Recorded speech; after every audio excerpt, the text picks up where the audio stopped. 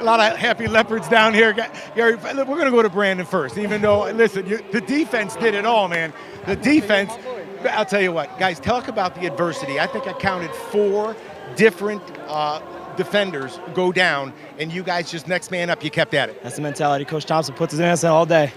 Next man up. Got to handle your business. It's getting a little boring, right? You guys don't like to play all the whole. Talk about the interaction, though, Brandon. The interaction between the offense and the defense. The defense does just enough, keeps you guys in the game, then the offense comes through. What's the interaction like on the sideline? We have 100% faith in our offense all the time. All we know is we got to get the stop, and they're going to get the score. Brandon, fellas, congratulations. A great win. 2-0, first place. And let's get Coach John Garrett in here real quick. That's one happy head coach right there. And ho-hum, John, it's just another day at the office. Are we having fun yet? Talk about the formula. I mean, 2 games in a row, and the formula seemed to be the same. The defense is finding it, and the offense doing just enough. Well, they certainly mimicked each other. And the defense just gives everybody this lift because they make play after play after play. They were really intent on what we needed to do and to bottle up 22 and make the quarterback pull it down. And the offense we made some big plays when we had to, and he executed in critical situations. Hats off to the entire team. Coach, one quick question more. After the big win last week, you could tell the energy. It was palpable. This team came out with the same kind of energy. Do you sense that this team is starting to really believe? Well, certainly, because we've gotten better every week, and good teams, relevant teams improve every week. And early on when we weren't winning, there was improvement all over the place. And that was the message. And they just kept building this inner confidence. And it just comes down to some crucial plays in the game, and they were able to have great intentness and concentrate on their job, and it was a great win. Congratulations on your first place football team, Coach. Thank you very much. We'll see you next week. Gary, Michael, we don't lack for excitement around here. Back to you guys. John, I think you aged a little bit, however. You look a little older from the start of the football game. When we come back, we'll take a look at the highlights and send it back down then to John and Phil Ing. Stay with us. Presented by the Maroon Club. Every gift matters every year. Join the Maroon Club today. Player of the game is presented by Coca-Cola. We certainly had Brandon Bryant as our player. Mike, let's take a look at the highlights. They're fun to watch. Wow, they were fun to watch, and it all started early in the game here. Lafayette took the ball down in deep. Jeffrey Kortenbrock, the hero from last week, after a holding call, pushes him back, and then the field goal is blocked, and Kyle Petty picks it up, almost runs over the referee there, and Michael Turk tries to keep him out of the end zone. A couple plays later, you're going to see a great quarterback in Kevin Anderson just float one into the corner for Longy. He ends up taking that 7-0 lead.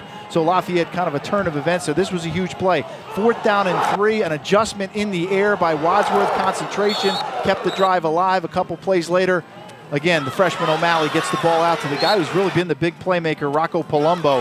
Matt Mrazek drawing a lot of attention there, but Palumbo comes up with the touchdown. The big pick, the 4th of the year for Parham, leading the league. He comes up with the big interception, and then Lafayette a few plays later on a big job there by Palumbo, catching the football. Watch him step up in the pocket. We don't give enough credit to the O-line, and a guy like C.J. Emil made a key block right there, and Palumbo takes it in for the 14-10 lead. And then late in the game here, Kevin Anderson, again, shadows of the week before against Poulios.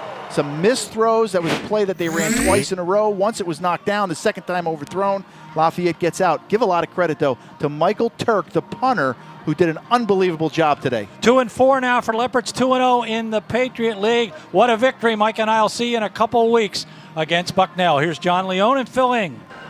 A lot of fun down here in the field. Thanks, guys, for another job. Very well done, as is usual. But, Phil, you know, we talked a lot about balance. And when we talk about balance, we talk about Lafayette's offense. Run the ball, pass the ball.